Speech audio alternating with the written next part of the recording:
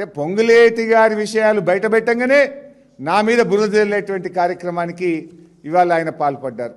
ఏమంటాడు, నేను నా కుటుంబ సభ్యులు ధరణిని ఉపయోగించి బాలానగర్ మండలంలో నేనేదో అవినీతికి పాల్పడ్డా అంటాడు.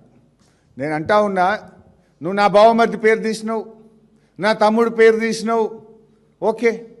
నా బావమరి మీద ఆరోపణలు చేసినావు, నా తమ్ముడి మీద ఆరోపణలు చేసినావు.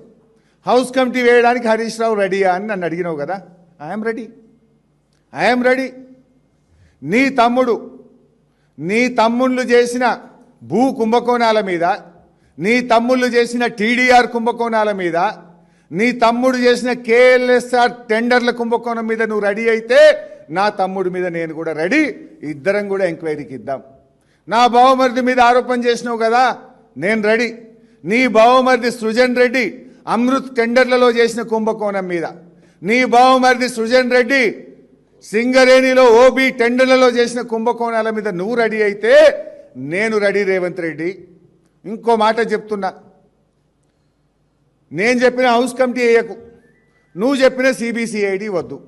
ఇద్దరం కలిసి హైకోర్టు సిట్టింగ్ జడ్జి చేత విచారణ జరిపిద్దాం. Are you ready mister Revanth Reddy?